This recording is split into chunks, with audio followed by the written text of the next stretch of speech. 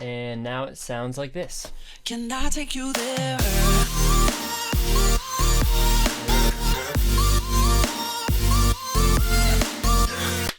Hey guys, what is up? No. Hey guys, what's up? It's your boy Asher Postman here again on the YouTube. Today I'm going to show you guys... Oh shoot, I'm wearing the mask again, aren't I? Let me try that again. Alright, today I'm going to be showing you guys how to do a future bass drop like Martin Garrix.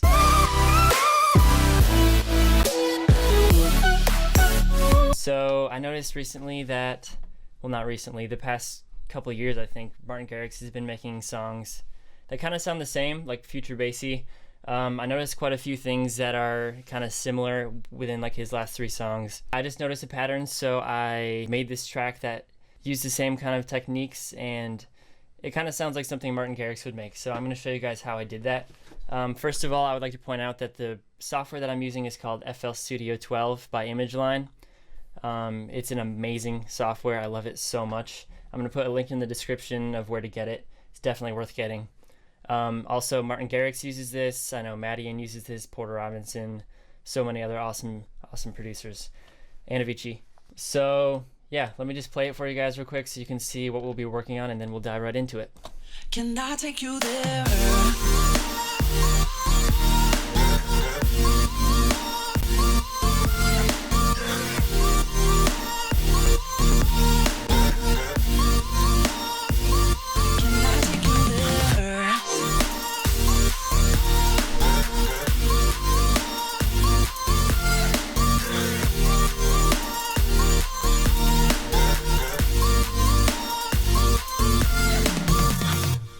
Yep, that's it. It actually turned out pretty sweet, so I'm kind of excited to show you guys how I did that.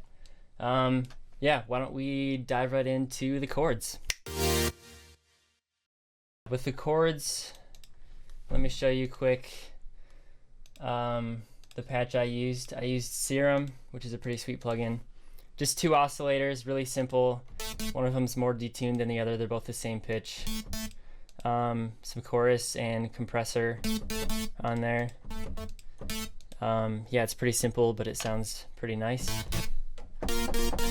And then with the effects, I put an EQ, boosting the low mids a little bit, cutting some mids and highs. Valhalla Room, which is a really nice reverb plugin, giving it some dimension. And then Sound Goodizer by FL Studio, which just makes stuff sound good. Simple as that. So now it sounds like this. Yeah, pretty solid chords there. And then with the chords, what I did was, this is a 4-6-5 progression. If you don't know how to explain chord progressions with numbers, maybe you should look that up. It's kind of useful. So 4, 6, 5. And the thing that I did that I kind of noticed Martin Garrix does sometimes is you got the root note, which in this case is B flat, and then the 5th, which is an F. And that works with pretty much every chord in this scale. So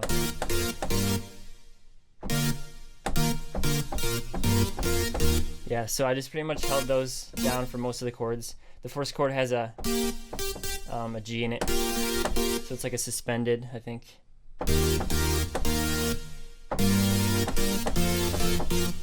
And then yeah, when you're creating chords, you kind of just have it start off in your head, like have the rhythm in mind. And so I had, like, in my head it was like dun dun dun dun dun dun dun dun.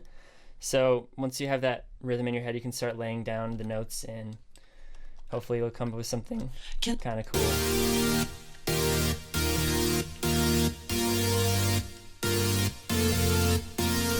And below that I have a saw bass that I made with Silent One. It's also pretty simple, similar effects. I threw an OTT on there, which is a sweet plugin. Yeah, this one's also really basic, just some noise and then saw waves. And I just took the bass notes here copy them, Control C, life hack, Control V, boom, just like that. And that just helps add more energy to the low end. And then every instrument in this track is routed to this channel right here, the sidechain channel. You can do that by selecting a track, like say I want 19 to do that. Right click on here, route to this track only. No, route to this track only. And now it routes to the sidechain track, and then from the sidechain track to the master. So with all these instruments, they're routed here, and then I have a Nicky Romero kickstart just automatically doing that ducking sidechain on every beat. So let me turn that back on.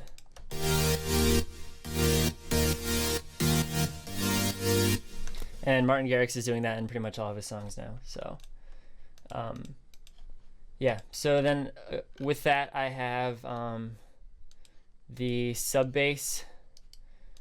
So let me just start building this song here. And I have that bass still copied, so this sub bass is made with Massive, just really simple sine wave. Paste that there.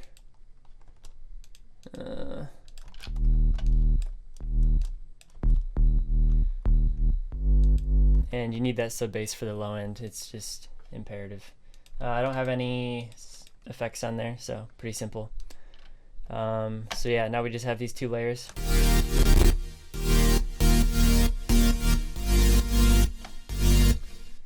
Yeah, it's already sounding pretty sick here. Let me just change my audio settings so I don't get so much crackling. Stupid CPU, am I right? Yeah, so that's pretty much it for the instruments. Really simple. Why don't we move on to the drums? Alright, so the drums are also pretty simple. Kick drum. I use the kick drum that I made for my Pikachu remix, which some of you may know about. If you haven't seen it, check it out on my channel. Yeah, so you just kind of have a beat in your head and you put it out there. Experiment. That's what I do. So I think I did dun, dun, dun, dun. So boom, ksh, boom, boom, ksh. Nope. Let me try that again. Nope.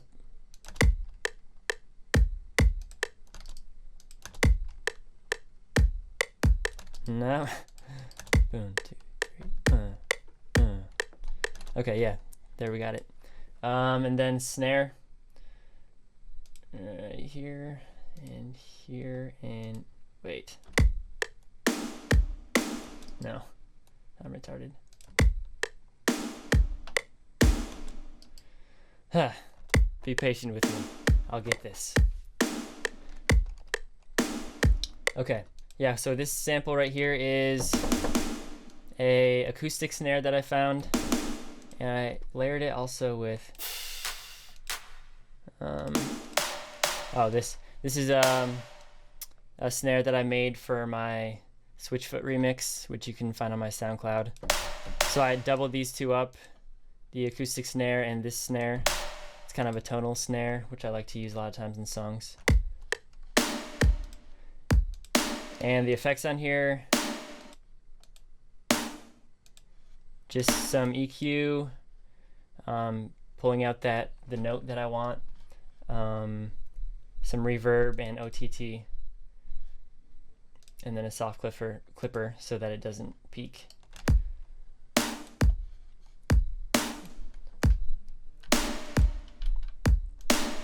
And I just did that because a lot of Martin Garrix songs, they just seem like they have kind of acoustic vibe for the snare with a lot of reverb on it, so that's why I went with that. And then on every kick drum, I have this crash cymbal, and that just adds energy. So copy, paste that there.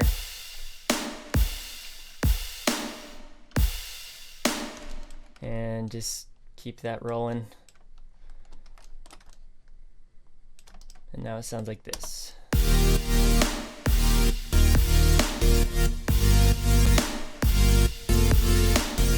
already sounding pretty sick. And then the other thing I did was I have this fill before the drop, which is just the snare and a tom. So it's just like, and I didn't use the acoustic snare, just the tonal one for that. So now it sounds like this. And then as the drop progresses, here I'm just gonna copy this. The second half I added some hi-hats and claps. That's something Martin Garrix will always do in his tracks. Oops. Yeah, I said it in my other tutorial for the Dubai Was Lit one that I like to have the first half of the drop more simple, and then the second half add some more elements like hi-hats and stuff. So with this, I added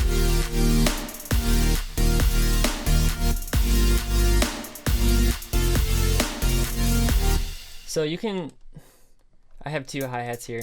You can either just do a simple but I like to do a lot of like hi-hat rolls and stuff.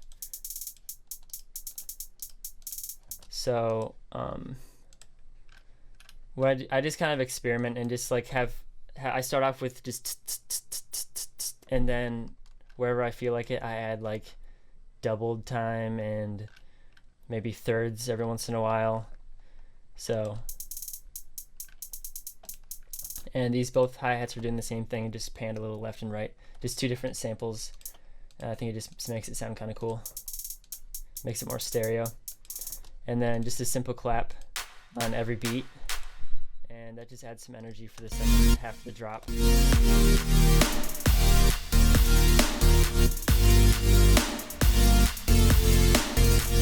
And then I have another fill in between here, which is just some toms, I think. These aren't the greatest sounding toms, I just kind of threw it in there, but it kind of transitions to the second half of the drop. And then then I have this crash cymbal kind of thing that I got from splice.com. Yeah, it's just a really nice sounding one. And yeah, now it sounds like this.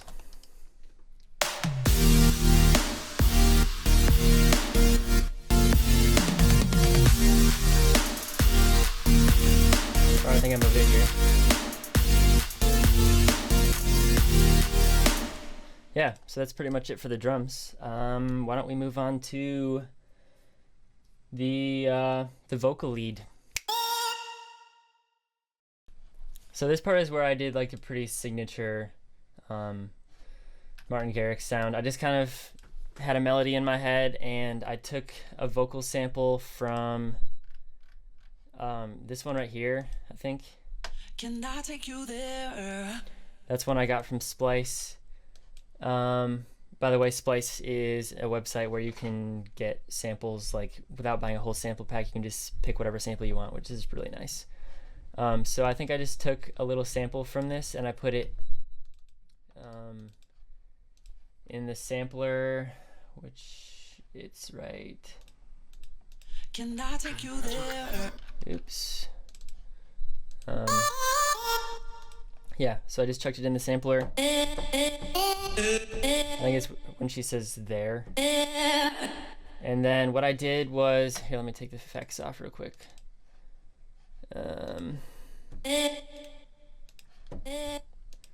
I stretched it a little bit with this knob right here. You gotta turn the envelope on and turn the hold all the way up so that way when you play notes, it doesn't play the whole entire note, it just plays part of it. Excuse me. Gee whiz. And then I added, just because I thought it would sound cool, an LFO on the pitch. You can go to the pitch thing right here and turn the LFO on, just turn the amount up to a tiny bit, speed around here, delay.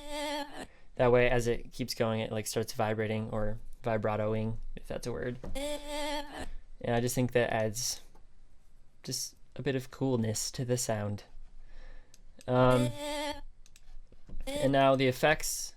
Actually, first let me just go through how I did the melody. yeah, it's an octave higher. And this is just a melody that I had in my head. I can't really teach you guys how to make melodies. It's kind of something that just happens in your brain. So what I usually do is I just kind of like let it come to me in my mind, and then, or sometimes I'll just be playing the keyboard. Actually, usually it happens when I'm just playing the keyboard. I just load a sample on the keyboard and just start messing around, and a melody comes to me, and you just put it down.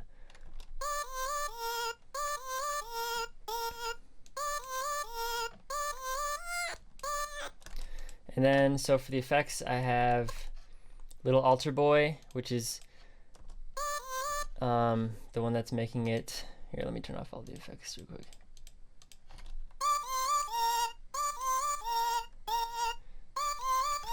That's the one that makes it sound Martin Garrixy. I have it pitched an octave up.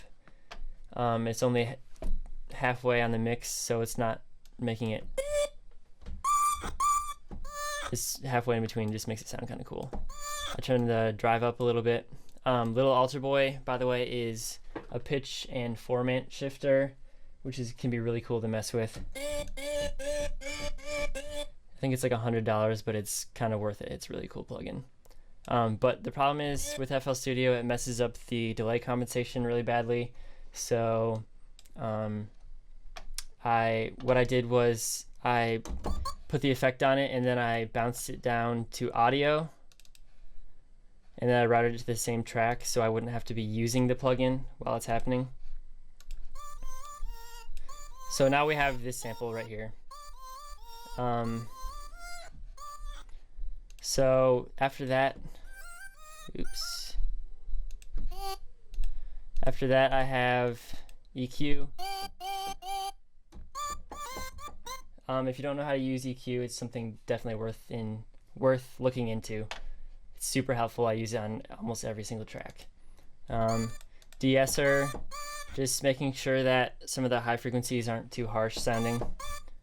Valhalla Room for the reverb. OTT, just a little bit of OTT. Just makes it sound better. Also, Sound Goodizer. I got kind of lazy with this sound. I just put a bunch of like easy plugins on here. Yeah. And then Kickstart, which I'm not using on this channel because it's routed to the sidechain channel. So yeah, that's how it sounds now. Yeah, let's just throw that in and see what it sounds like, even though you already know what it sounds like.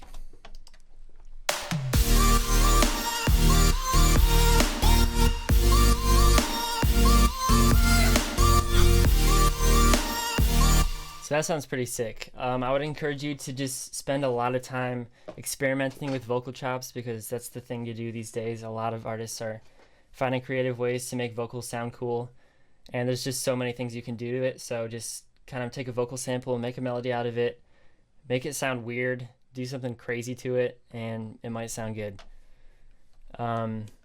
So yeah, that's how I did that. And lastly, let's move on to the vocals that I used in this.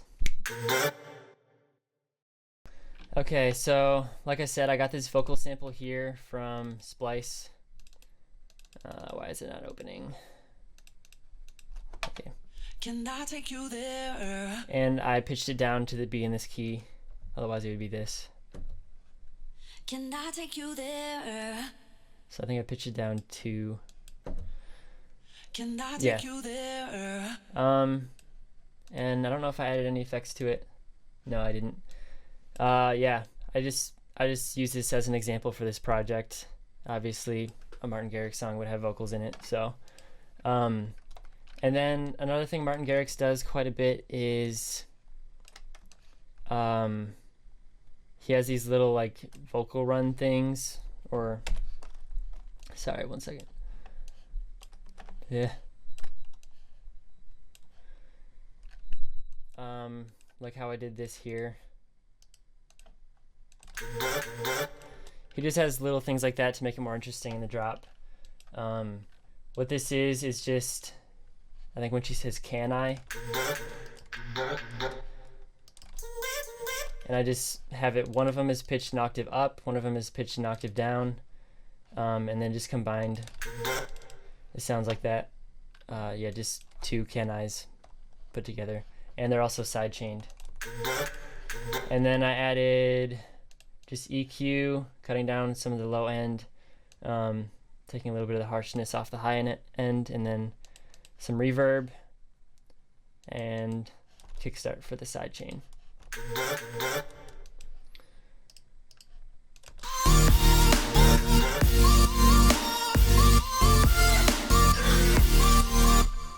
And then, yeah, the classic ghetto kind of shout thing. That's definitely a Martin Garrix type thing to do. I think I download some stuff from the internet sometimes, which is helpful. Like, I found this random pack of ghetto shouts on YouTube, I think. And I just chose this one and threw it in there, and it sounds pretty cool.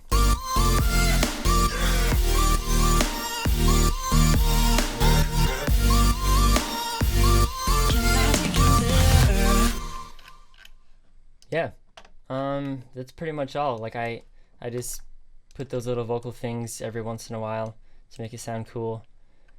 And then, as you can see, I have these automation clips here. Just kind of a cool thing I did just for fun, to transition the next half of the drop, is I had a high pass filter and a low pass filter at the same time. High pass is going down, low pass is coming up, and it gives it kind of a band pass sort of thing on the side chain track, so all the instruments it's happening to.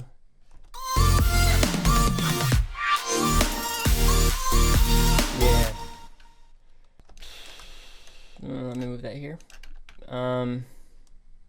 Yeah, and I have some reverses going on here right before the band pass sort of thing.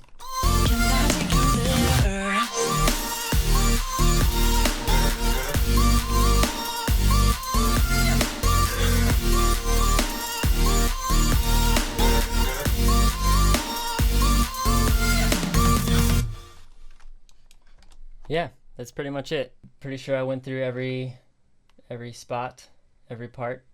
Yeah, I'm really glad you guys watched this, if you are indeed watching this. I hope you learned something. Maybe you will become the next Martin Garrix after this. Let me know in the comments other things you guys want to know about that I can teach you, or other songs you want me to show you how to create. And yeah, that's pretty much it. Okay, see ya. Can I take you there?